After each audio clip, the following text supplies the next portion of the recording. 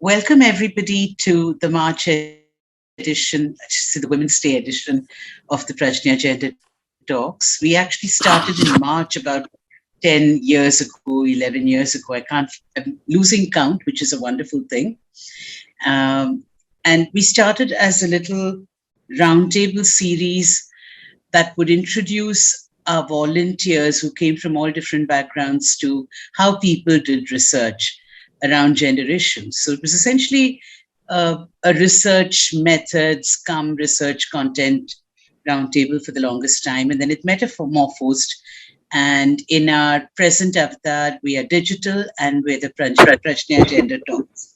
And I am extremely happy to have Dr. Srimati Basu back with us after a gap of 8 years. I think also almost to the date, Srimati. I think it was March 12th, 8 years ago or something. So there's something about March. So happy to have her here to speak about not one work, but a whole body of work, really, that she's been doing ever since I met her in 1992 around women, rights, law, violence, property, the gamut of things that Srimati researched before I started thinking about them. So I kind of feel like just because I knew her for that long, I must also know something, right? Anyway, I have an official bio. So let me read that out. Srimati Basu is Professor of Gender and Women's Studies and Anthropology and a member of the Committee on Social Theory at the University of Kentucky. She is an interdisciplinary PhD from Ohio State University in Cultural Studies, Anthropology, Women's Studies, and her teaching, research, and community work interests include global feminisms, law, gender-based violence, social movements, methodologies, and masculinities. She is the author of the monographs The Trouble with Marriage, Feminists Confront Law and Violence in India, and She Comes to Take Her Rights, Indian Women, Property and Propriety. She's the editor of Dowry and Inheritance and co-editor with Lucinda Ramberg of Conjugality Unbound, Sexual Economy and the Marital Form in India. Some recent articles on masculinity, law, marriage, and violence appear in anthologies including the 50th anniversary commemorative volume of Contributions to Indian Sociology, Men in Feminism in India, Sexuality Studies, Oxford India Studies in Contemporary Society, New South Asian Feminisms, Paradoxes and Possibilities, and the journals Feminist Anthropology, QED, Journal of Indian Law and Society, Canadian Journal of Women and Law, and Economic and Political Weekly. She's presently working on a monograph about the anti-feminist women's rights movements in India following a 2013-14 Fulbright Fellowship to conduct field work with men's rights associations across Indian cities. This is actually slightly outdated. This book is out now, isn't it? No, not yet. I thought it was. And also some other interesting work. Could it be yes? Is it no? Yes. In my head, it already is. In my head, it already is. To envision is to make true. Possible. Yeah. And on that optimistic note, Srimati, can't say enough how happy I am to have you here. I will stop gushing and hand the floor over to you. Thank you so much. Thank you, Swarna. It is so, we wish we could spend this hour telling you about Swarna's and my adventures over the decades. Yes. But thank you so much for inviting me back to Pragya. And thank you, Mariam, for all the work of setting up, and to folks for showing up on a Saturday morning. I'm going to apologize for, looking like a subject being interrogated. I have one thing to say, I have one thing to add to my very generous reading of the bio, which is that right now I am in a part of this field work where I am trying to interview private investigators, detectives, and particularly women detectives. So if I'm telling you this so that if any of you know anyone who would like to talk to me in wherever you are, I would just really love that. So I have already checked with Swarna that she does not know as many private detectives as she should. But Anyway, and that don't ask me how it connects to the other projects, but I am having a very good time. So, and the second thing I wanted to say by way of framing is I want to talk for maybe a half hour or so. And then I would like us to honor the spirit of the roundtable and hear what you have to say. And I could see that several of you work in areas that I hope this will speak to, and you'll talk some more about it. So I'm going to do that thing and share the screen.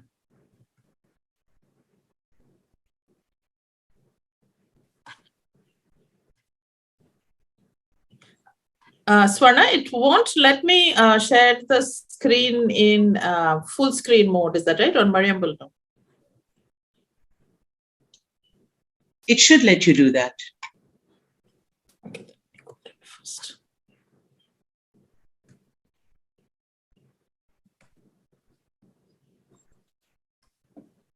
No, never mind.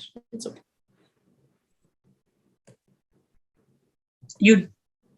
Because once it's full screen, you basically can't move from it.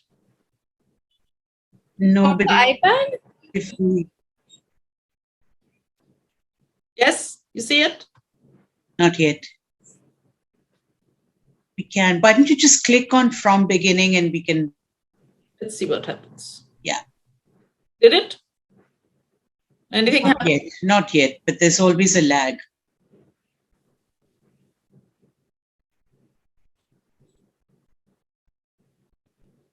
No. It's fine. Yeah. It's fine. You'll just have to squint a little more.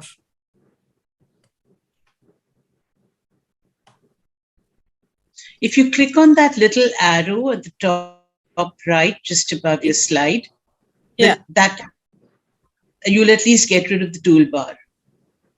It'll be slightly bigger. नहीं उसके हाँ बस देखो. Does that help? Full screen mode, yes. Right. All right. Maybe not. It's okay. There are, either they are big images or they are images that you can't read anyway. So, all right, I'm going to get started.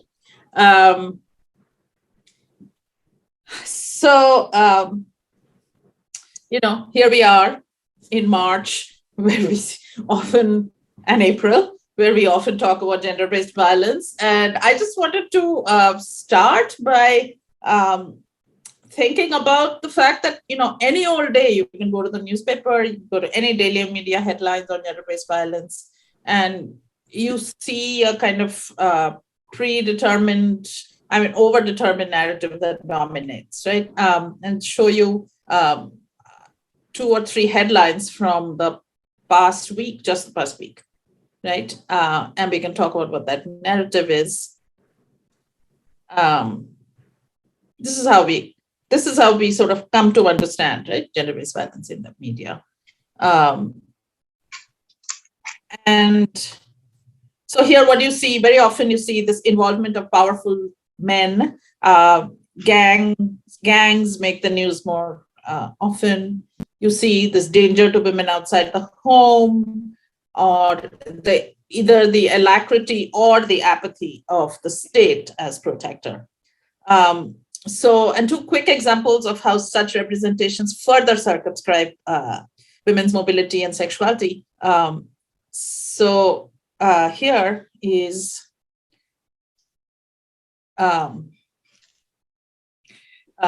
Women's Commission says shouldn't have gone out late alone, right? And also, like about sometime last year, if you remember the Shivraj Singh Chauhan, MP Chief Minister, said in a statement that a system will be put in place where a woman moving out of the house for work would have to register herself at the police station in MP, and she would be tracked for her safety. So that's what sort of emerges from our discourse on protection and this kind of specter of violence, right? So I feel this is a familiar and exhausting cringe. We could infinitely multiply all the stories I've shown you as exemplars of what I would say is our critique of how rape culture is represented, right? We could see them as an exercise of power that reinforces other patriarchal relations and enhances the prerogative power of the state, to use Wendy Brown's phrase. So I'm going to start in a very conventional place. One pithy headline that has become the kind of touchstone for horror, which is India as the 2018 world's most dangerous country for women, as per this Thomson Reuters study. So, there's so many things to take issue for. We don't have to like ally with all these defensive politicians who are saying, oh no, this is wrong, or a plot or whatever, or all the defensiveness from various nationalists. Or I could very much, I find the study really irritating because you could critique the methodology of 548. If you look at the methodology, it says it's based on reports of 548 experts, most of them journalists. Nobody asked, those of you who work on the actual ground level examples of this. And also lots of people have written about how its claim to rising rates is quite iffy, right? So Sharanya Gopinathan says of this, like, why are we protesting against it? Are we going to be satisfied to be just moving back to fourth place again, which it was before 2018? And what does that number mean? So we might also, as something that is, you can put it in Delhi and this is what comes up, right? So the one of the things that we want to question is how this is framed through this kind of colonial gaze, right? Wendy Choulirakis calls it a theater of pity, right? Or Hesford calls it spectacle of suffering, such that the privileges of rescue, who will rescue whom, accrues to feminisms in the global north. And the ways in which India becomes an example of what Manaran so perfectly called death by culture. So in these 2017 numbers, Cairo ranks as the worst, and London, Tokyo, and Paris as the best by that norm. So that magnifies the image of how we think about people in different parts of the world. So today I want to focus on on what these numbers and this way of counting, doesn't show us. So in her introduction to that volume on violence studies, Kalpana Kannabiran asks us how to, quote, demarcate the field of violence in social theory. She says, how do we understand the norm and the normative in relation to violence? So I wanted to bring you this little quote by Arthur Kleinman here. Swarna, you might, shall we ask folks to mute perhaps their screens? I did mute the person. Okay, great. So you can look at how Kleinman talks about violence, right? I'll read that for a second.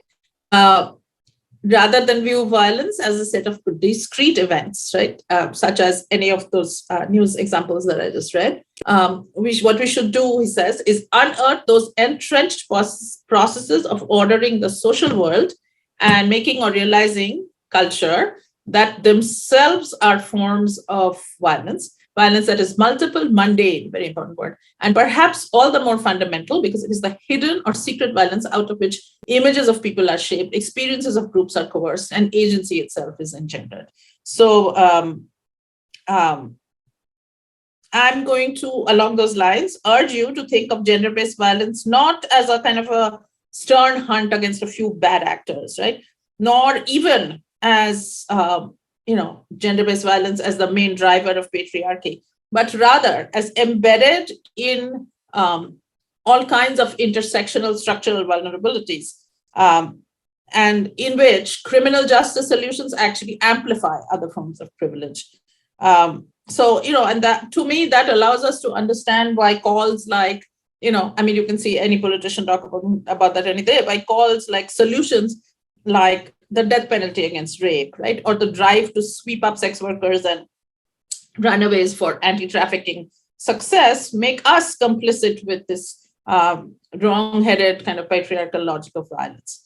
So let me start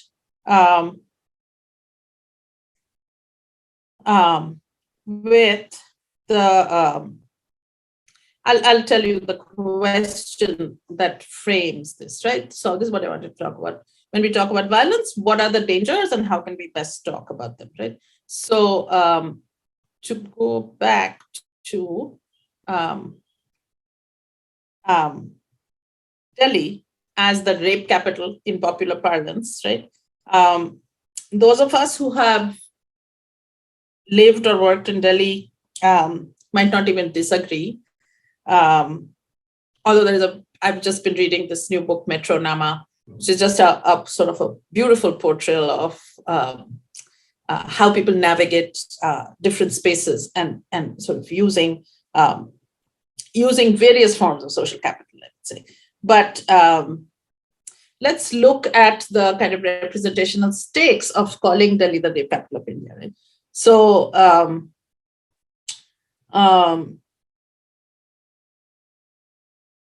all too often, this 2012 murder and rape of Jyoti Singh, which is all too ironic, who was all too ironically called Nirbhaya by the press, is cited as an archetypal example connecting gender-based violence and urban transformation.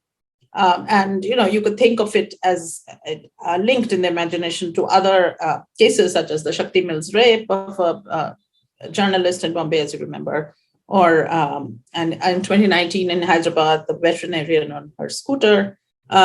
So these accounts feature young women in the most quotidian of urban activities, right? Going to a movie, following an assignment, getting home from work. They featured rapists from marginal urban communities, inappropriately modern in their drunkenness, out of control among male buddies in these homosocial group Glee, and they inevitably generate some sort of eye roll deserving political reaction that women leaving the house are the problem. My all-time favorite is Mamata Banerjee, Chief Minister of West Bengal, who said it's the proliferation of chow mein. There's too much chow mein and modernization. That's what is causing gender-based violence, etc. So, so on the one hand, you see reactions like that, right? On the other hand, these cases often spur feminist communities to urge better laws. They generate fear in those who are in those positions, who are similarly at work or out in the city, and they increase violence from their families, right? So I want to name 4 frameworks through which to understand these events. So first, to go back to the slide, is I call that section rape capital, love capital. Now this chart is really hard to read, but I'm not going into the details. You should look it up. It is these stats from this represents stats from the NCRB. And this is a Reuters study. They highlight 3 facts. One, the very large number of cases filed per year, right? About 30 to 40,000 cases per year in the last decade. Second, a very low conviction rate, less than 25%. And 3, the backlog, despite the move to fast track these cases. So most cases, as we know, likely go unreported. So even that high number is just a fraction of the cases. Many cases likely go unreported, given the high rate of, especially of acquaintance rape and other kinds of power-based access. Only certain kinds of case, we should say, get reported in these contexts. So Swarna just mentioned that I've been trying to write about anti-feminism in this context, and many of those anti-feminist groups will show you a chart such as this as an example of false cases, right? So, but the obvious answer to that is that these are not false cases necessarily. They are not received in law as full convictions, right? So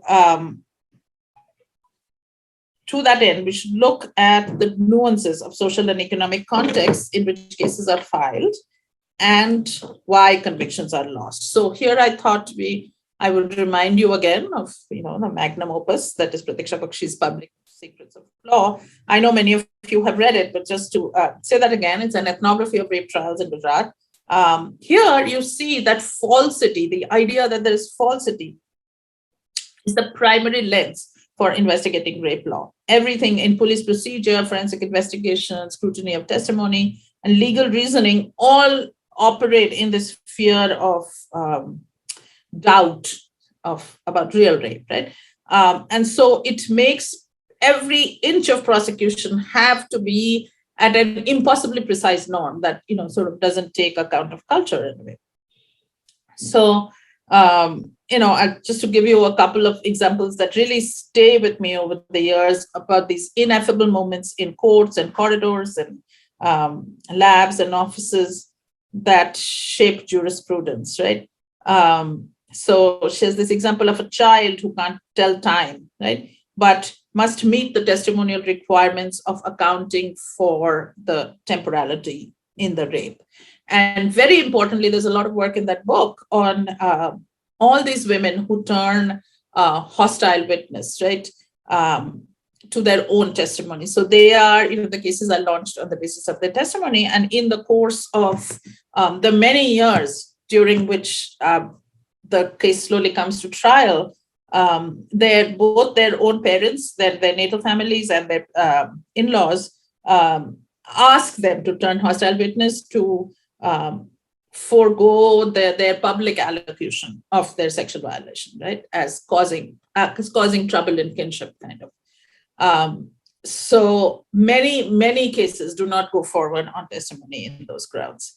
And in general, you see in Pratiksha's work the way that police delays, report writing techniques, and the bureaucracy of certification thwart the prosecution of Dalit rapes as atrocity cases, as cases under the Protection of Atrocities Act. So, there are the processes through which there is a good reason why that conviction rate stands where it is, right? Because of this bureaucratization of the way in which that law should be produced. So Bakshi shows us that in painful detail that rape convictions are so low because the process is made to be so technically difficult. And the processes do not account for the lives that rape victims lead in the aftermath of cases. So, but to shift to a different mode of how to look at those numbers, journalist S. Rukmini looked at the data for rape cases in Delhi, this is from some years ago, to find that in that time, that study hasn't been done again, so I don't know what the numbers like. 40% of cases were filed by parents who disapproved of marriage choice often for reasons of caste endogamy or religious endogamy, following elopement, right? In fact, Pratiksha also has a chapter on that. So when we look at the bulk of those 40,000 cases in India, you have to ask yourself what percentage of that is these kinds of cases. That is, who is actually a victim and what kinds of cases make it into law, right?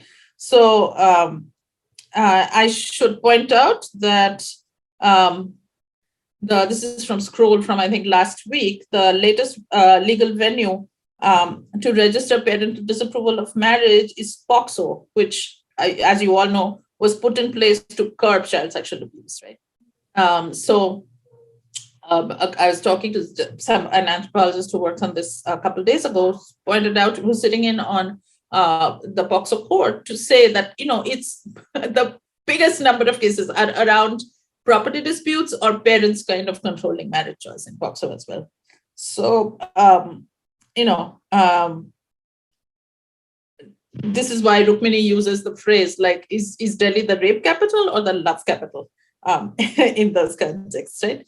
And another 25% of cases in Rukmini's account were these promise to marry cases. So I am a person who has written about this a bunch because it irritates me so much.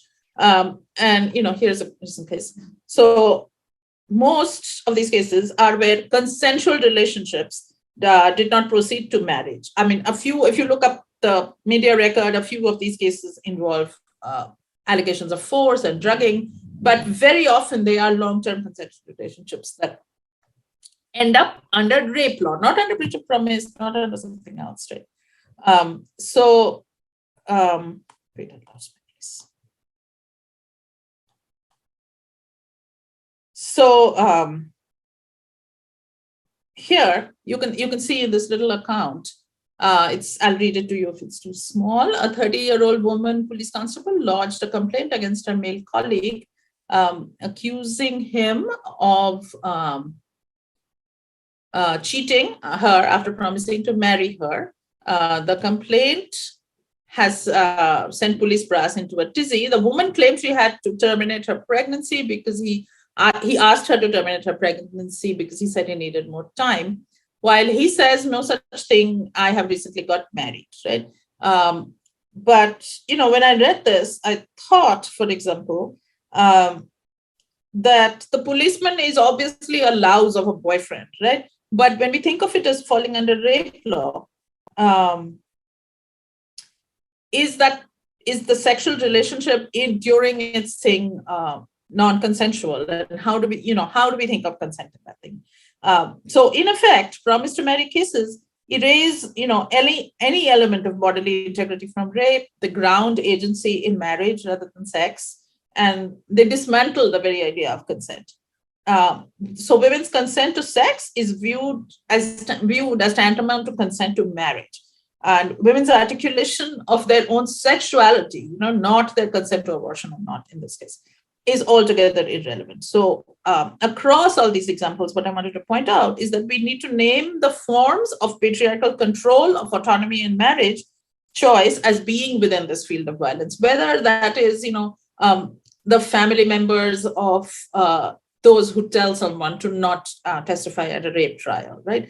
Or a case such as this, where your sort of entry into kinship and marriage is totally tied into your idea of whether sex is licit or illicit. So I had a small caveat here, or I had a point 1A around the point of rape capital and love capital, which is to talk about compromise for just a second. So briefly, criminal justice statistics say little about the fuller picture of legal pluralism, a term that you will see in the title of the talk, which very briefly, right, we think of legal pluralism not as just, conventionally we thought of legal pluralism as the fact of our multiple system of personal laws, as so different personal laws plus criminal law plus tax law, whatever. But Sally Mary and others want to talk about legal pluralism as our universe of what choices we make to use something as the other, right? So use POXO to protest against marriage choice, for example, is a kind of a form of accessing the law. So you can see what laws fail because nobody accesses them, right? Like the Dowry Prohibition Act has not so much been used for the giving and taking of dowry, a whole other story, but how these laws are used. So criminal justice statistics, like the stats I showed you from Reuters, don't show you this whole picture of how things are negotiated, right? So like Pratiksha Bakshi's work on the rape victim who turns hostile witness against herself, many such compromise cases muddy the picture of guilt and compensation. We need to remember to think about compromise cases not as a case gone to waste, but as a space in which various pressures and needs are articulated. So the shadow of a criminal case often opens up the space to both pressure and cajole victims and families, especially those who are relatively more socially and economically marginalized, to accept monetary compensation. You could see that, for example, in many of the trials in Gujarat in the Kotra violence. So people might agree because this is the only acknowledgement, however indirect, or the only foreseeable benefit, however small, or it may help them to not lose access to homes or education, right? Now, this has become very evident to us if you have been following, Harvey Weinstein or indeed Donald Trump, right? And in the ways in which they use non-disclosure agreements to make certain, to in this attempt to sort of make lives live, I mean, that people agree to those NDAs because they want to make their lives livable in certain kinds of ways. But, such cases then get remembered as false charges for money, and they cast their lack of consent in doubt. So this, just as with Trump and Weinstein, we have lots of examples in South Asia around many laws. And I was going to recommend in this context the documentary. It's called A Girl in the River. It's based in Pakistan. It's a Pakistani documentary that shows you this process of what a person is subjected to when and how everything is around her is being directed towards asking for compromise. So some of you know that my last monograph, The Trouble with Marriage, which just to speak of another kind of legal pluralism, looked at how 498 cases, right? So criminal domestic violence charges, which have an even higher rate of filing and an even worse rate of conviction, are also widely regarded as false claims, rather than a kind of rare strategic place to negotiate the distribution of marital assets, right? Because since alimony is typically don't get anything, often organizations think that criminal law is the place in which certain negotiations can be done. So, we can talk more about this later, and also on, I feel we should become evangelists for talking about what that word misuse is and what we use it for and what we don't use it for, right? Because it seems to me that in certain contexts which involve women in certain kinds of laws, we deem that misuse, whereas every daily quotidian way in which we perceive what law is advantageous to us, or policy or anything, any rule in your building or your workplace is advantageous to you and not advantageous to you, is how you navigate the world. So Rupaloza, echoes my concerns about how such situations render the liberal concept of consent as tied to sex and bodily integrity moot.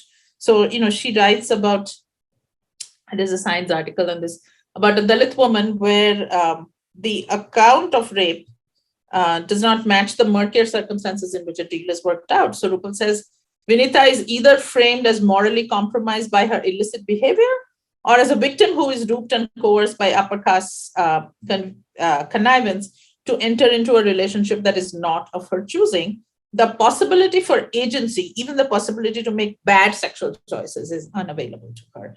That reminded me of Rajeshwari Sundarajan and Zakia Pathak have a very long and very classic article on the Shabanu case and how Shabanu, falls out of all these things fighting about her. Or you can think about, Latamani and the social and the Sati cases, for example. So second, let's look briefly at what I think of as I call this section the usual suspects. So here,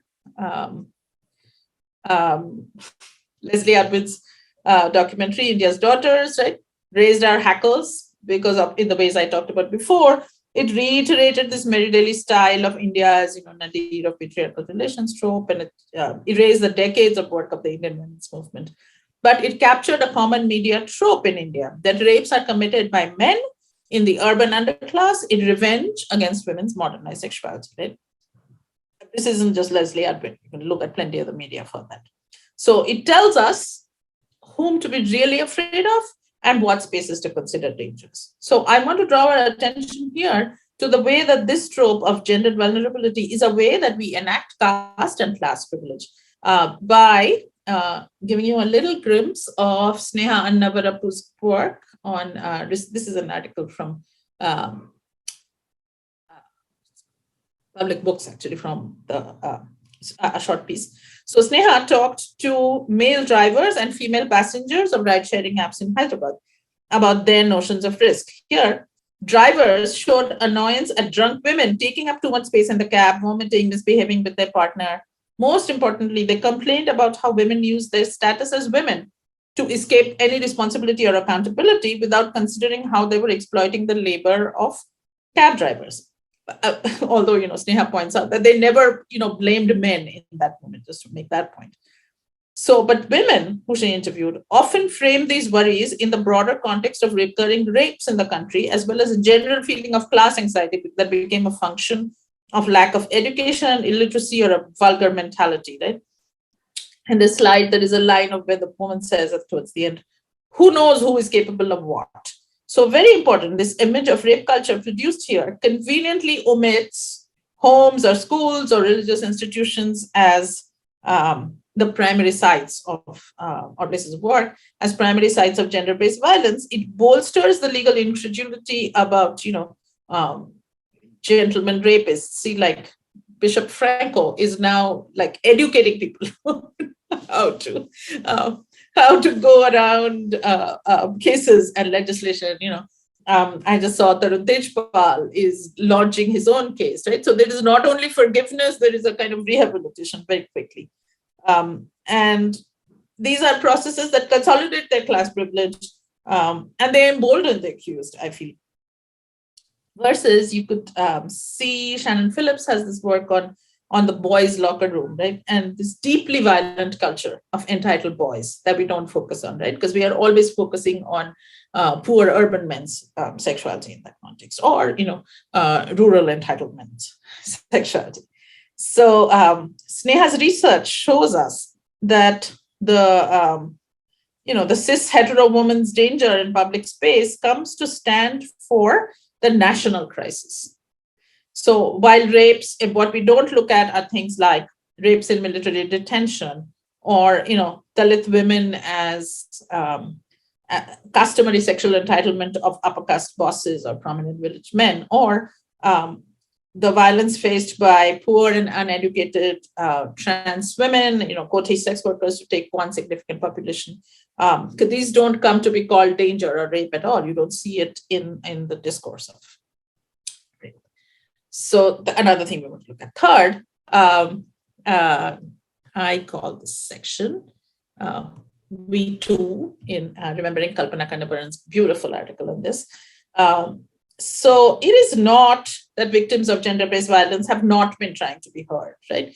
The waves of Me Too are only one example. So like Kandabaran, we might start with Marwari Devi, rural social worker in Rajasthan, decades ago now. She, as you remember, was gang raped in retaliation for her work on child marriage.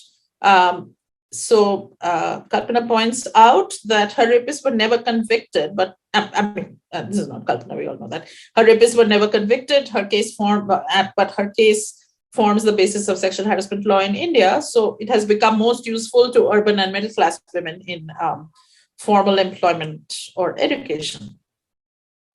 But we could take this time to remember other histories of protest and solidarity that have been written on bodies, right? One of the most compelling examples, of course, is the naked march of women against the army or against the Army Special Powers Act. After Thangam Manorama was killed, they say, Indian Army, rape us, we are all Manorama's mothers, right? Or kill us, rape us, flesh us, evoked these other long histories of women's protests, like the Kikuyu women's movement in Kenya.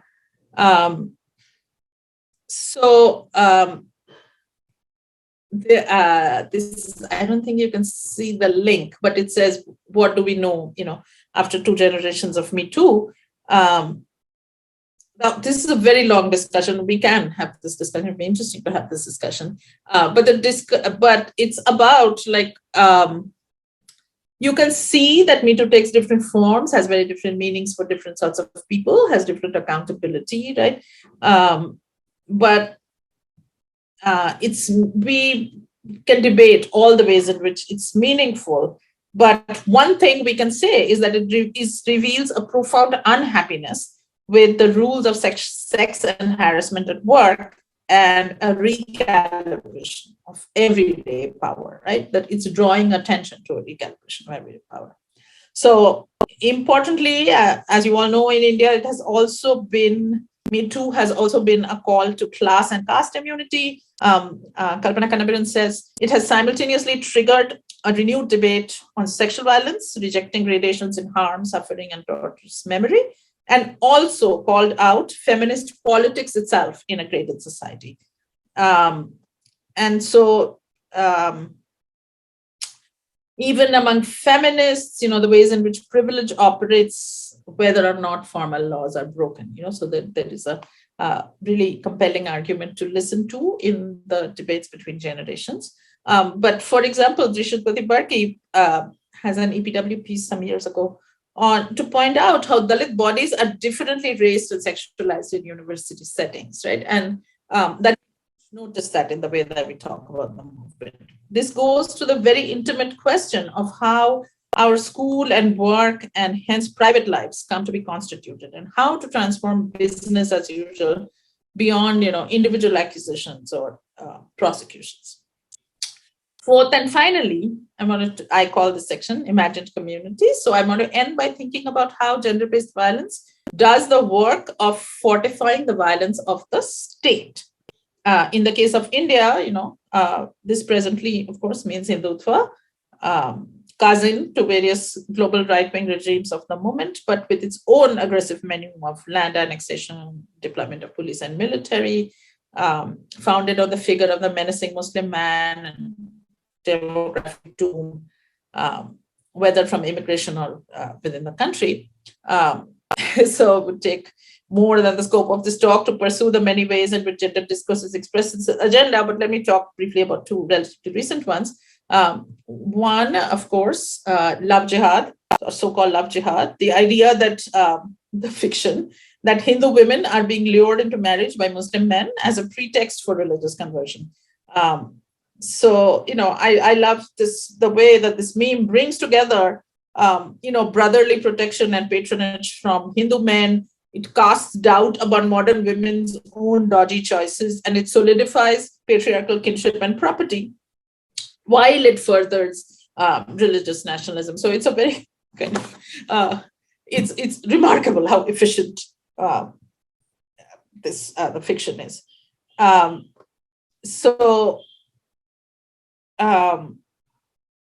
You could see that, and folks have written about that during the pandemic. Actually, I have a student working on this actually who, the discourse on love jihad actually went up as, during the pandemic, protection of laborers, transportation, safety, women prisoners in lockdown, all of that went by the wayside. So, and let's not forget that, like Trump's fake votes, for example, the category itself is rare. So,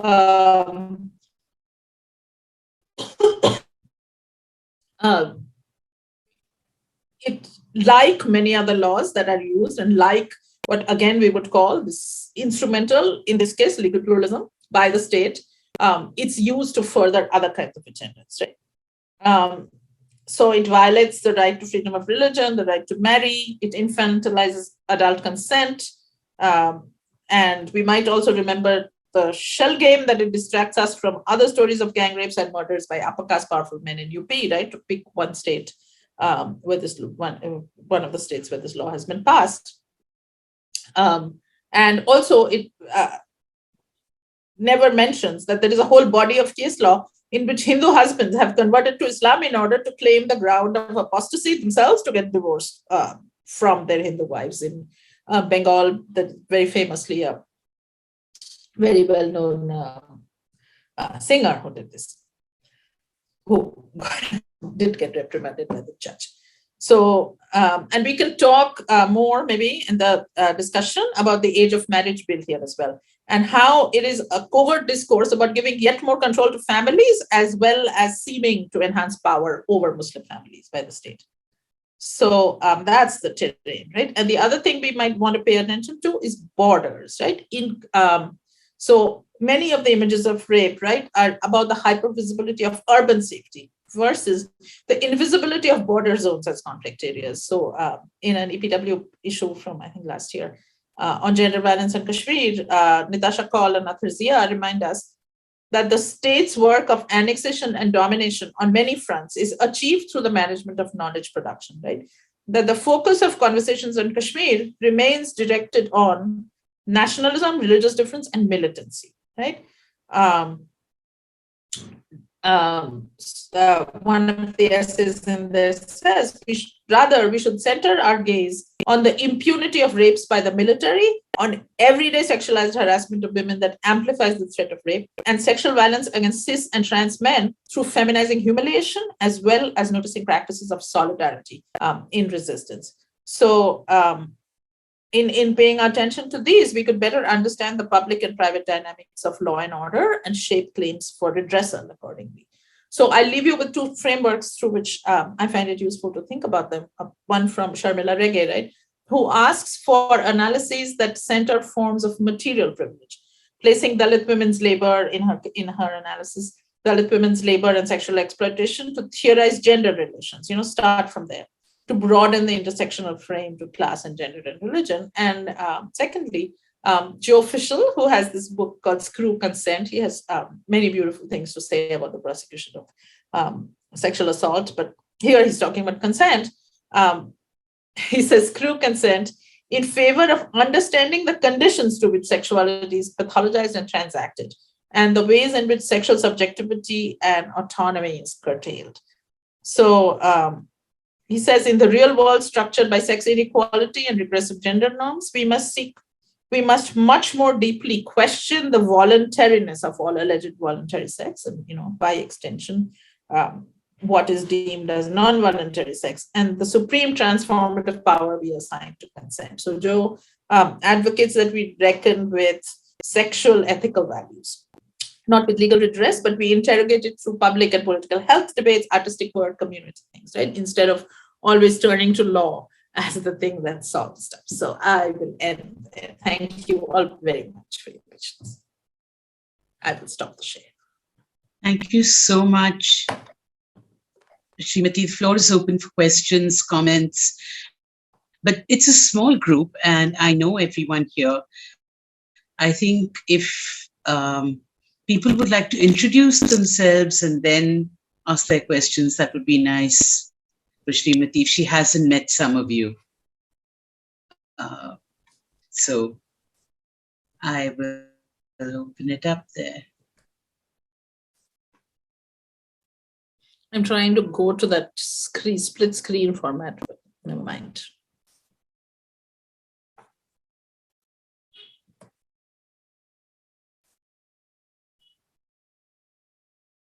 Srimati, tell us a little about how your present project comes from these other streams. I mean, not that your projects have to be cumulative or in a perfect connection to each other, but usually the questions arise from something you've done before. So I'm curious about that.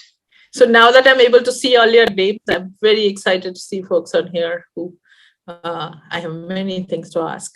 But I'll just, it's funny that you asked me that because when I began working on the men's rights activists, it very obviously followed from looking at, discourse around civil and criminal law around domestic violence, because that is exactly where they put their focus on, right? So I wanted to see how they construct the discourse. And indeed, they have many things to say about sexual assault as well in the ways I talked about. But I started the detective project as really kind of a break from it all. It's like, what could be a pleasure project, right? But only to find that it is actually exactly all about all of these things. It's a lot about the negotiation of marriage and law and how to put it, what goes into criminal and what goes into sort of civil negotiations, what goes into conversation, etc. So while you all are thinking, I have a question. What is going on around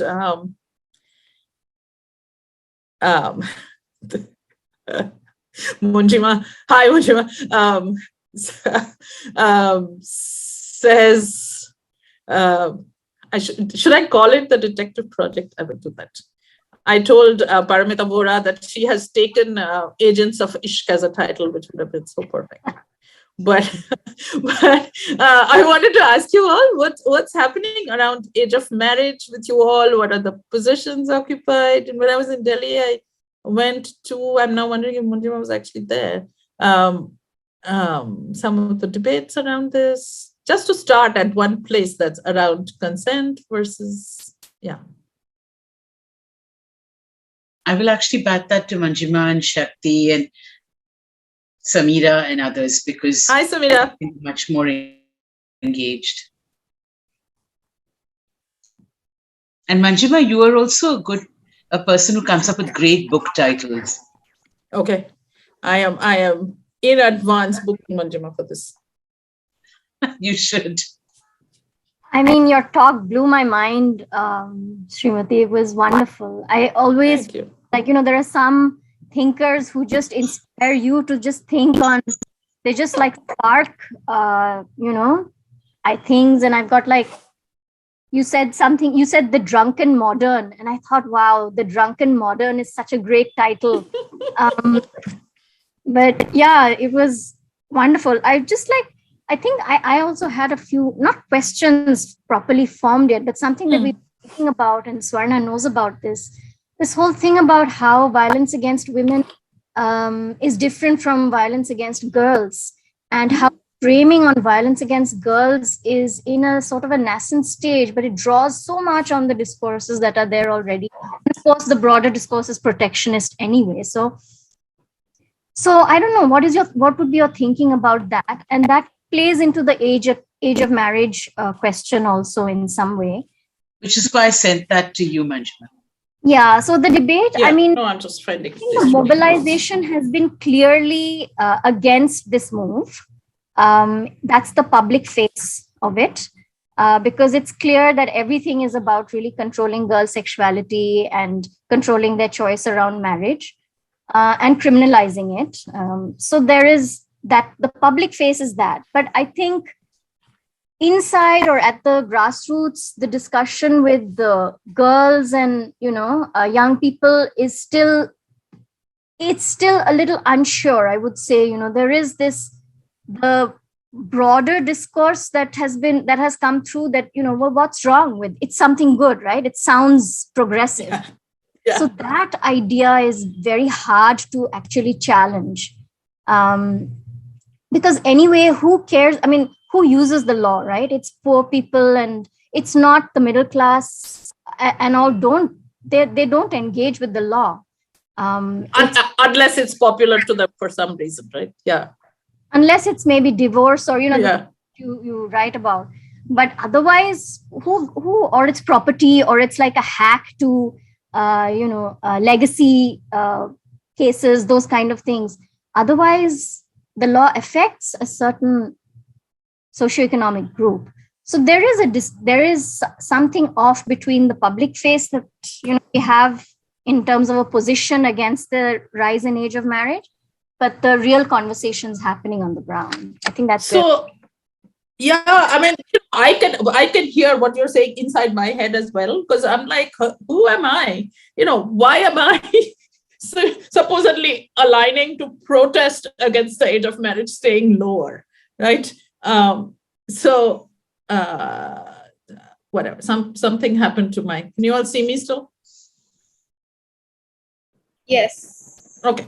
So right. So because I mean, one of the things about the age of marriage debate is that it's such a difficult, it is a structural debate, right? So Flavia Agnes, right, has an article now from 5-6 years ago, right, where if you just look at the data on early marriage, it obviously, the real early marriage, the 5 years, 6 years, all of that occurs in communities which are just too poor and for them to negotiate and move something, right? So I love the framing of violence versus women versus girls, if there is a violence in the marriage at 5, it is fundamentally a kind of structural violence, right? Because it is very heavily tied to communities who do that as a sort of survival strategy. But so we can always tell that this is going to be used in, it is going to be used in, it is about how in the public space we are negotiating romance and love and whatever is happening. That's why I was excited to see Samira on this thing. So how are we negotiating with public space, right? How are we negotiating with just everyday romance, and the ways in which laws like that are against that, right? So all in UP, for example, right, all these feminist organizations that have worked, I mean, they're like, I've been at meetings where people have talked about, sheltering women in their homes, in their offices until they turn some official age. And this is all about that, right? But yet we don't seem to be able to break into that discourse, because what are we saying? Like, oh, yes, we approve of, no one approves of marriage at 21, let alone 18. But yet it's all of those things together. And one other thing I wanted to add, Manjima, to the, but I should just say about Manjima that I have heard about her for like, a good 40 years from a different friend. And this is the first time we've kind of met. So this is how small the world is. But we should remember in that, all the other forms of consent that are not consent, if we think about violences against women versus girls. And so Joe Fischel, whose work I just referred to, works on people with various kinds of disabilities where they are deemed to be incapable of giving consent, right? Whether through age or through physical conditions. And here's this very beautiful work pointing out how you could enable those people to have, folks in those categories to have, to be able to access their sexual subjectivity instead of us constantly being in a framework where we define it for them, right? So those of you who work on girls and sexuality, for example, like we don't even have an articulated discourse of what either sex or consent should mean to people. We are using kind of the force of law in certain categories to do that. So I will shut up so I can hear from someone.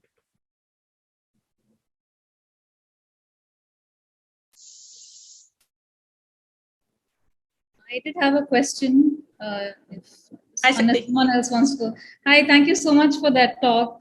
I'm especially interested in your work on men's rights, so self-proclaimed men's rights activists. And I think really the intersection of gender violence and the law is an area that they are quite active in. I think you saw that even with the recent marital rape debate.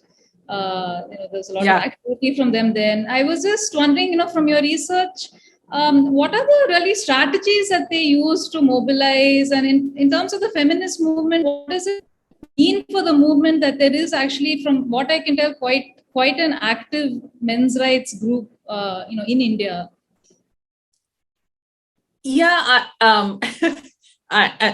therein needs the need to write all this down fast. But it's a lot, right? It's on so many different grounds that how to talk about it. So I should say, Shakti just briefly referred to, if you all didn't follow, please go back on Twitter and follow this because it was enormously entertaining. So while the marital rape exception debates were going on, the hearings were going on in the Delhi High Court, which, are about essentially removing, we can debate on whether that's a good thing or not in here, but they were about removing the kind of exception in Section 376 on which says married women cannot be raped, which the men's rights activists heard as, now anyone can take any old evening of sex and deem it to be marital rape. That is how the logic translated, right? So never mind the whole body of case law in the whole world in places where marital rape is legal, where basically most convictions happen when people are separated, right? Because for better or worse, you cannot prove break in consent in a continuing relationship, right? But anyway, so they decided to protest this by going on hashtag marriage strike, as in they were not going to marry. But I urge you to go look at this because it was, they opened themselves up to a lot of people, including Kavita Krishnan, saying, okay, good job, please don't marry, etc. So, Shakti, I think, from what I cannot follow these people day and night because it just drives me batty. But I think we can see that the height of the movement is something around 2005 after the DV Act is passed. And in 2013-14, actually a lot, when there was, remember there was an attempt to frame matrimonial property laws. I think when I did the fieldwork, there would be, something between 10, 40, 50 people in meetings all across, I went to about 8 cities that I could have picked another 8 cities to do that. Swarna, I hope you remember that. Yes, very vivid. Give a talk right here in the, not right here, but in the Prajnya offices. And we were, we could accidentally had some unexpected visitors who were the men's rights groups. So they chased us down from looking at a Prajnya notice somewhere, right? Like an advertisement for the talk. So, but I think one way to think of them as a social movement. So I think this whole marital rape exception debate suddenly spurred them again, but their activity has been, fairly low in the last few years. So another thing, another extremely interesting movement. So once in a while, they have these kind of very spectacular sort of social movement actions, right? And you can think about these actions, in the context of, let's say, women's social movement protection, like we're looking at the Manorama protests, etc. But here, they had, I think it was 2017, they had this Shraddh in, they had a cremation ceremony, but some of it was the cremation of marriage, and some of it was death to feminism. Like that, there is a sort of a confusing logic there, of course. But then it's slow. Then now this thing again.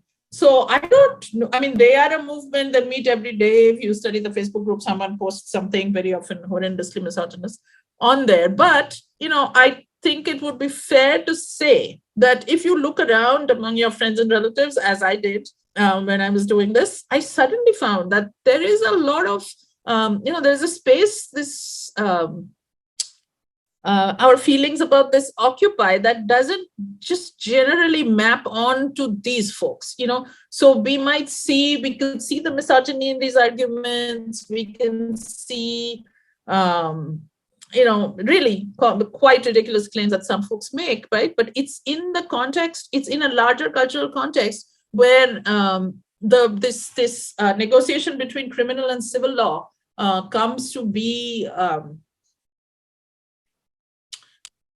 a thing that we all come to understand from our friends and relatives, and it makes us uneasy about the power of criminal law and how we are using criminal law, how we should be using it, how we don't use it in other contexts, etc. So that part of the reasons that it's so difficult to write is that there are people who've been through really unfair cases and are drawn into the movement in that thing. There've been some accidental deaths, for example, connected to that, right? Some one of the main activists in Lucknow, for example,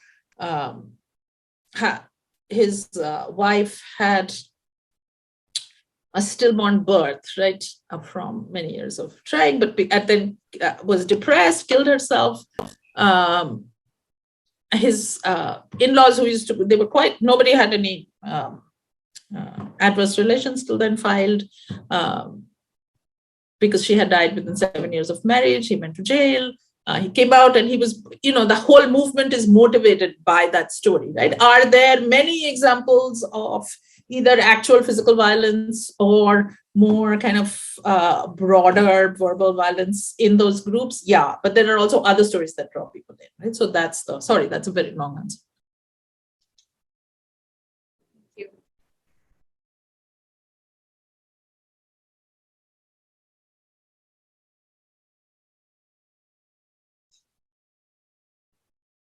Okay, Manjima, see you soon. Esther? I see Kalindi here. Show yourself if you're here. She's yeah, hi. Hi, hello again. Silent, so do you want to say a little bit about the POCSO code among other things? Go on. Yeah, hi. I'm Kalindi Kokal. I'm a postdoctoral researcher at the Center for Policy Studies in IIT Bombay. So I just met with Srimati a few days ago. So I was like invisibilizing myself in the crowd, but didn't really. So no, I think thanks for the talk. I mean, I joined it. I got to know just now about it a little while ago. But I think yeah, I mean, we were discussing POCSO, which is really used so strategically to put to negotiate so many types of disputes. I mean, property being the largest. I'm doing this study in police stations in Bombay, and I see that one would imagine POCSO is rarely used given the objective of the act, and you really have to do a lot of proving even for the complainant. But no, it's used a lot to negotiate property disputes, neighborhood disputes, like simple neighborhood disputes, and of course this whole idea of controlling marriage choices. So we've seen cases where they don't realize so POCSO in the sense that you can use a criminal law to charge somebody of an offense, even and which is as light as even touching. So sexual act or sexual intercourse is already all the way down, but even touching a child inappropriately amounts to an offense under POCSO, which is resulting in arrest. So people don't realize the arrest part of it; they just realize there can be a complaint, and then you have some people coming back and saying, now what do? We didn't realize it would result in 20 years of arrest. And the courts, at least in Bombay, are increasingly, I mean, they don't grant bail for at least 6 to 8 months.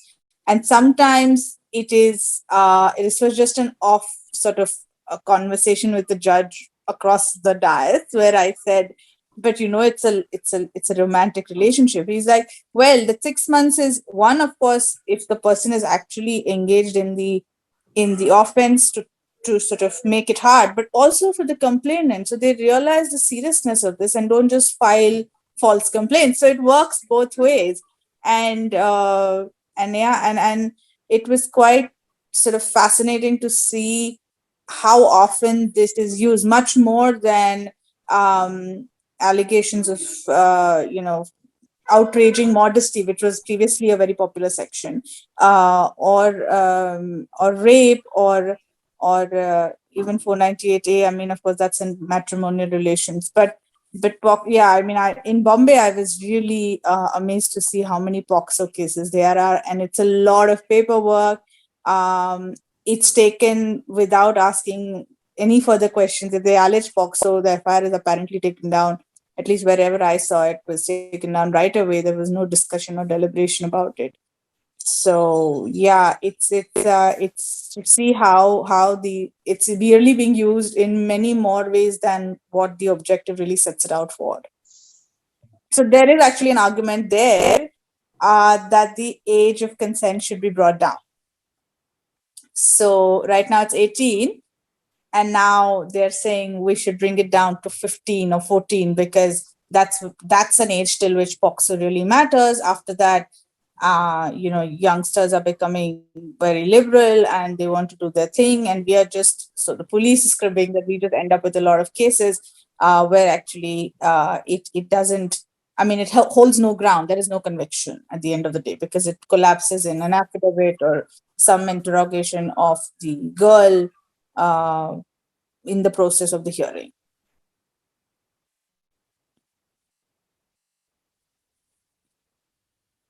Sorry, I vanished there for a second for the network. So I think the thing that leads us to, and Kalindi is very much working on that, right, is what do we do with law, right? We keep having, you and I were having this conversation, I was talking to Prajnya about this, we can't, obviously, you want there to be a law that, criminalizes domestic violence, right? You want there to be a law that criminalizes rape and child sexual abuse in this case, right? It took a lot to get a law on the books on child sexual abuse, particularly in the shadow of 377, etc. But we sort of do it in the knowledge that it then launches all those things forward, right? And what are the other things that people do? But it's also interesting that we don't. The same thing happens to look how people are using terrorism clauses to, for example, arrest student activists, right? So, I think we have to. So I would love to hear from folks, so what do we do with law? How little or more do we rely on it? What other things do we rely on? And what do we do with this knowledge that once a law is out in the world, there is a symbolic reason, right, to have POCSO, to have 498. But it is going to be part of this universe of negotiations, right? Srimati, some of the research that we've been doing around help-seeking behavior, what was very depressing is to learn that the law is almost irrelevant beyond our discussions and feminist agitations for it and so on. There's an urban discourse in which we pretend it's really important and it's the solution to things. When you go out there and talk to people, they don't know about it, but it's not just that they don't know the minutiae of PWDVA versus something else.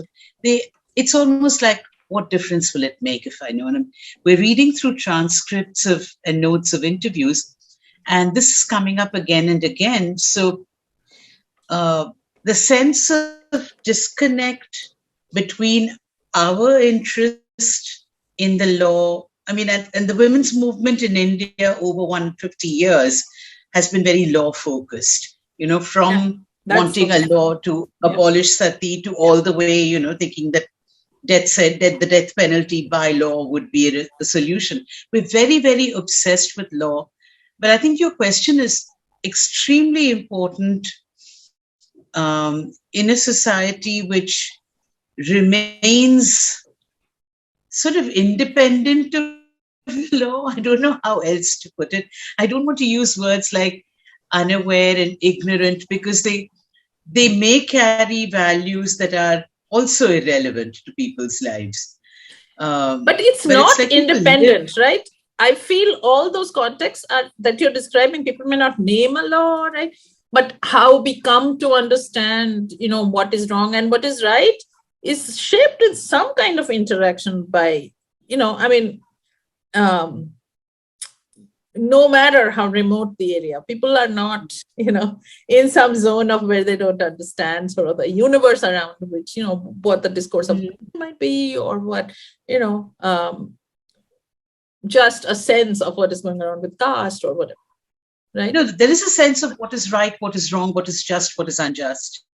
But it isn't necessarily pegged to law, which is how we measure, which is how we codify what actually happens. So it's just sort of, while you can take a snapshot of it, then the activist part of you wants to know, how do you bring those two together in a meaningful, useful way?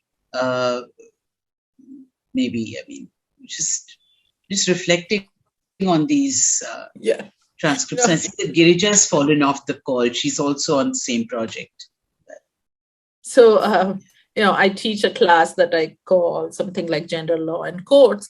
And I just feel like, oh my God, I'm like boring them to death because this is all, we have various interesting variations on the theme, but they are basically all around law is a complicated place, and, truths elude us. There are, other, religion for one, other social spaces for one, through which these things see themselves forward in certain kinds of ways.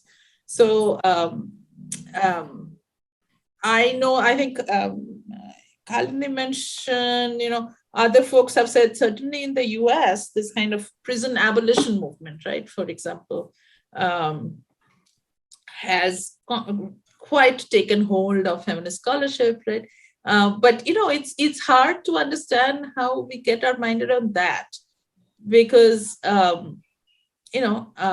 we know that prison is an instrument of class and caste, right? But sometimes it is poor communities who need the most help in terms of safety and day. So in US urban neighborhoods, for example, just abolishing the police is going to hurt those people more than folks in fancier areas. So similarly, so now there is more of a thing that police should do less to do all this everyday rubbish and focus on things that are called upon to that people actually think they need help with. So the opposite of the broken windows theory, if you are a political scientist. Anybody else? I'm Eshta Maria Selvam. I'm Associate Director with Action Aid. Hi, sir. Yeah, thank you for your talk. It was really very interesting to listen to you. While listening to you, there were some thoughts which was actually coming to my mind.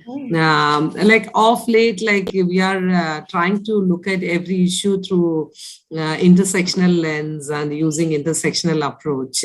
So while we look at violence against women, I just would like to understand from your work, many researches that you've been doing, it's always been a cry from the excluded and marginalized community perspective, whether it's women with disability or sexuality minorities or women from the most excluded and marginalized community like Dalit and tribals, their issues actually not being brought to the limelight, it is not brought to the fore, or even the women's movement or feminist movement are not actually giving the due importance or priority that they would require. So now that having gone into this kind of using intersectional approaches from your research work, how are you looking at how these issues have been brought to the limelight, how these issues have been given importance, how these issues have been addressed and looked at?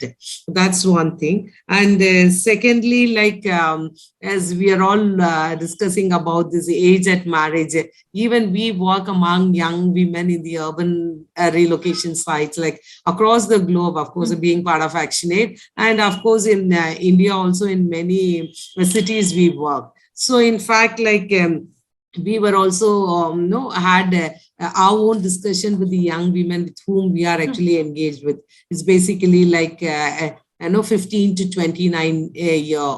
So when we discussed about this, definitely nobody is for the rise in the age at the marriage, because it's 21, it's too much. Definitely 18 is more acceptable. But of course, as women's rights activists, we all strongly believe that it has to be right to choices. They have the right to choices.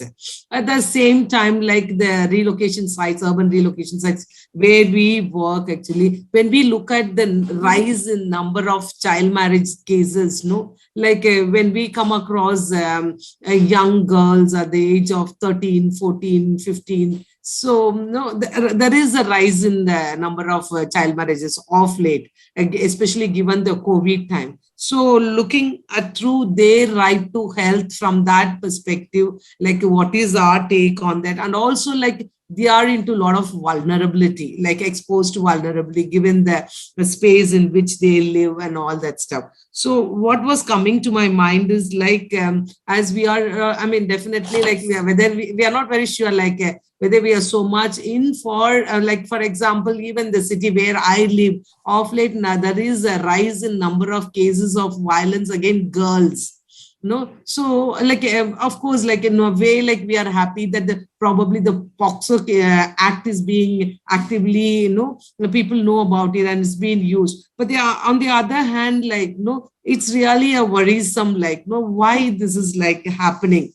And I mean, from my field experience, what I see is like still people are not aware and understand the various legal provisions that are there available for them.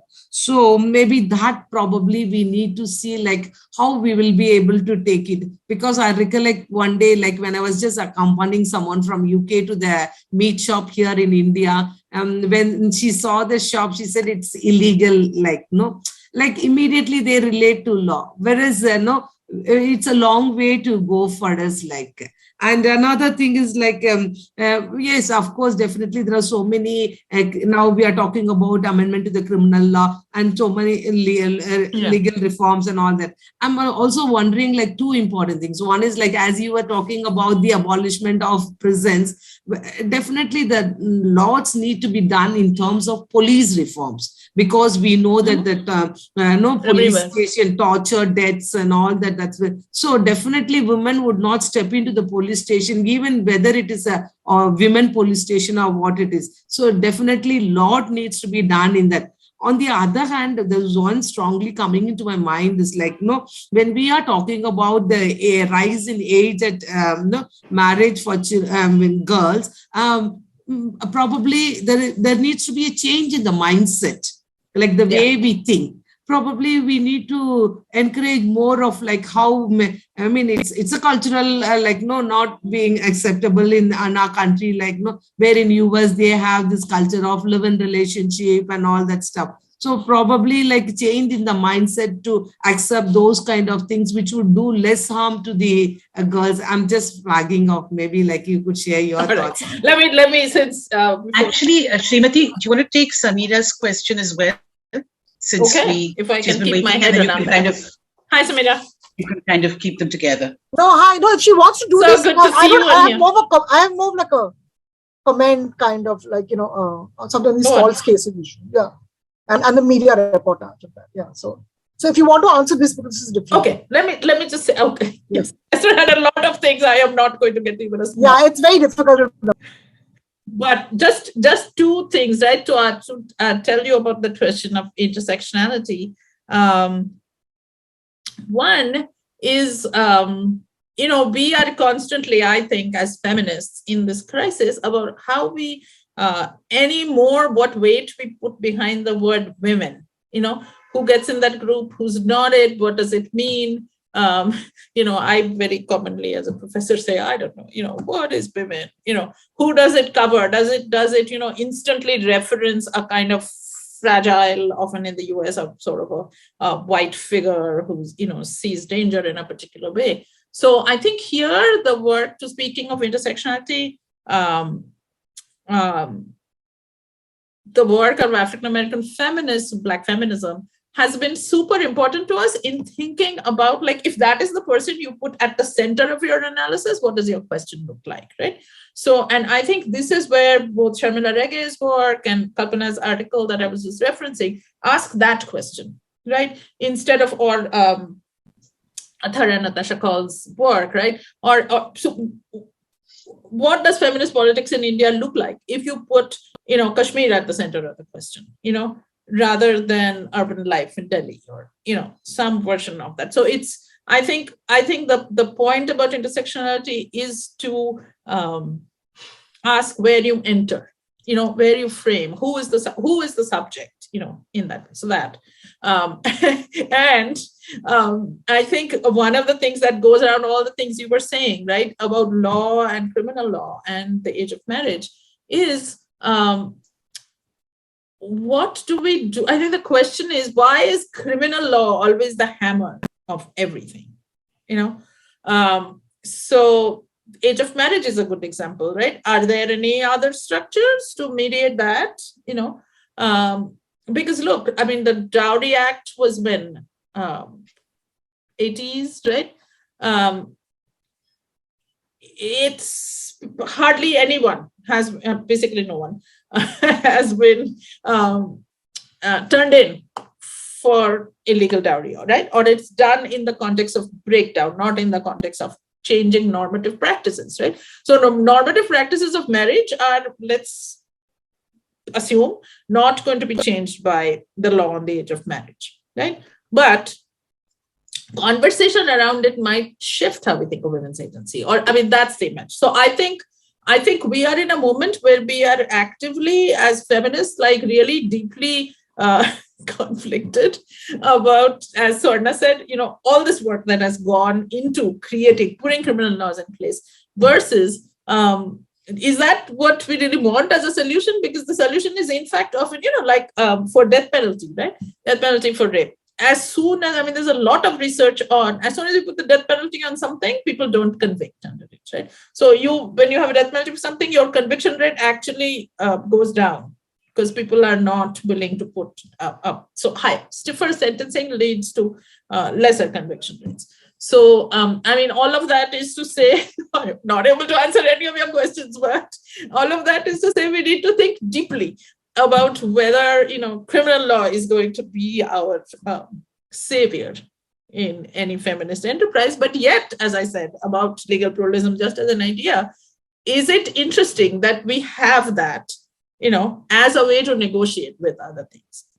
Is it good? Is its function to have enable us to have other kinds of negotiations, other kind of conversations, right? 498, that tournament is like, exhibit A, right?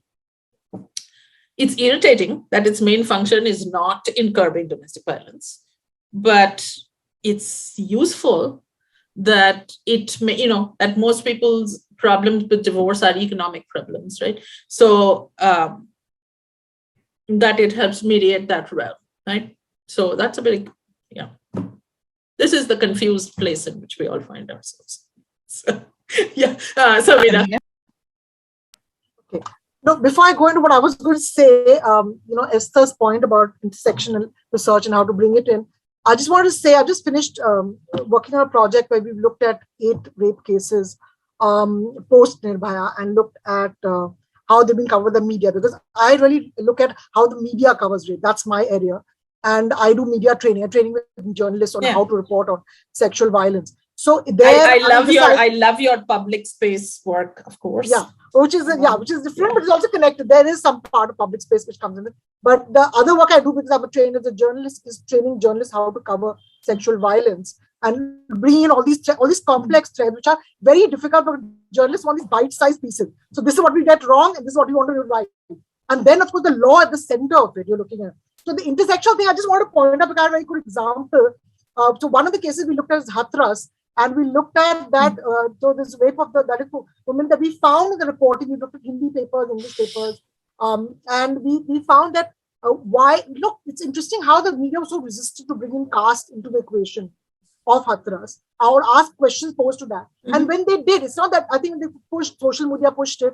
When they did ask, it's interesting that the caste of the victim sort of is highlighted, but the perpetrators is not. So a lot of the news reports will talk about Dalit girl, but they won't mention upper caste Thakur men as perpetrators. That is not mentioned. So we look at enough media reports to see that happening. So that was interesting, because we were trying to grappling all this data and think what is it making sense of, how is the media choosing to report, and we've made a big point about intersectionality. And there's another case we looked at in Bengal with a disabled tribal girl, actually.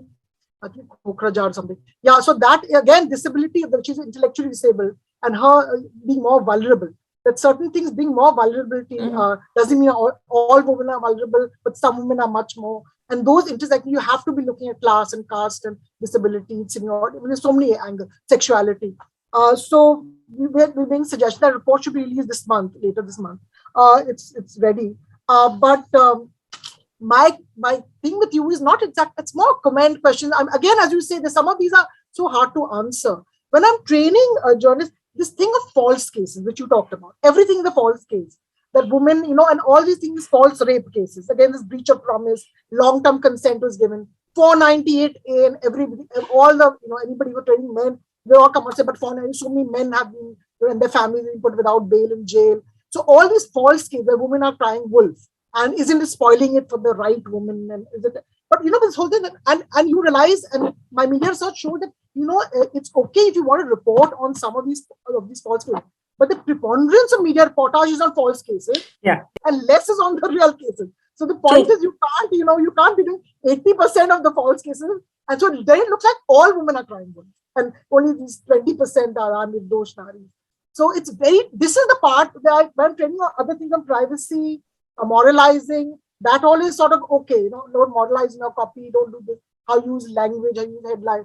But when you get in false cases, it all falls apart because they all are sort of convinced that, there are these, but there are women who are, so there are some, but every law is misused, Yeah. So we talk about real estate law. So, people grabbing property from each other, Correct. all abusing it. But this is the only case with crimes against women where you sort of you don't trust the victim or survivor. You perpetrators are in the right. So I say in a burglary case, murder case, nobody when you question a victim. But in this case, crimes against women, the victim is first put in the trial and then the other people play. So I have to keep this is exactly the point, right? Yeah. So I think, yesterday I heard that we have like a crooked promoter, whole other story, whole other very entertaining talk would come around that. Who I hear is trying to file a case against my family in consumer forum, right? Like nobody it's like, oh yes, he's going to try everything, right? We never blink. But when it comes to like rape cases, domestic violence cases, it is always like must be false. So, so like also workplace sexual harassment. Yeah. But, it's like violence law. And Me Too, of course, hit the media as well. So like good old Matthew Hale, right? You must distrust the person before anything else like that. The colonial, untrustable subject. So, but, Kalindi and I were talking about this too. Like, one of the difficulties is, because she's also been observing for 98 cases, one of the difficulties is that domestic violence is so, deeply embedded in shame and silence, right? That,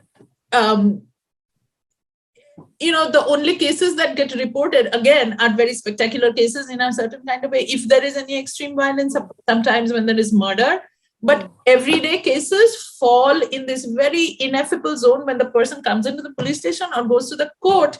They tell a much more modulated story, really, right? Like people will be like, "Nah, he pushed me once," So very often stories that we all would interpret as routinized humiliation or just good old patriarchy, but not I have been slapped and had a broken eye, right? Which, there is some of that, but very often, the narratives that are told are not in our eyes, they are not false narratives. They are not a false narrative of patriarchal violence, but they are at the level of the law and at the level of the judge. Not rising to the level that the judge or the police person believes will, so to go to your point, how to even tell that is how to use the data to make that point is also hard. In fact, that's the point I'm trying to struggle to make in this context, right? Like how to tell that people come there with all sorts of ineffable stories because they are processing their own lives. No one wants to go there and tell that story. So I thought for those of you who have seen, I want to write about this in my book. I've written a little piece on, it's in my draft, of The Great Indian Kitchen, the film on Prime, right? That it's not about, there is no, if someone went and told that story to a judge, you wouldn't, it's not in a form that you can narrate as a kind of arc of domestic violence, right? But, so yeah. But there's so much violence. Yeah, you're right. So glaringly obvious there's so much violence. But yeah, you're right. How do you show it in a court? No, I also, Kalindi, I really wanted to compliment your research. This is very interesting work on POCSO and how it's being used to negotiate so many other things, neighborhood disputes. And I'm just thinking if I was telling a bunch of journalists this, they said, oh, so POCSO is misused. So like, to be honest, that is not the road you have to go down. Exactly, they're much more complicated things. I'm saying people use all kinds of ways to access some form of justice in some strange way, but there's also a purpose. Same with 490, you keep convincing people that there is enough evidence to show whatever. So it's I start getting nervous if journalists get hold of Kalindi's research immediately, first thing, and jump and say, oh, that shows that. The first thing, get rid of this. But that is not it. You don't throw the baby with the bath water. There are, it just makes you think and reflect. Maybe should we tweak it, should something it, but what do you do? And as you say, totally changes that age of consent thing, which anyway, age of consent before 2012 was 16, before they raised it. So that whole thing, which is... So Scroll covered that very story this week. Yeah. right? I know. At least I saw it. It's in my archive to read. I have this archive to read. And on that note, Srimati, do you want last words? It is such a treat to be speaking with all of you. Some things we have to thank the pandemic for, which are yes, and some things we have to keep on beyond the pandemic. The good things. Much though we would all like to be in a room with chai. But look at all these folks are from all across the country. Actually, and we had Nimalka Fernando from Colombo as well for a long time on the call. So we actually had a South Asian group. We finished. Thank you all so much. Please be in touch. Sumit, I would love to see the report when it's out, or send me your way. It's funded by Population First UNFPA. So let me say thank you. Also, Shakti, please send me to you, Srimati. Thank you for coming. Come again. And maybe the next time we will actually have you here in person and we can do more and more and more.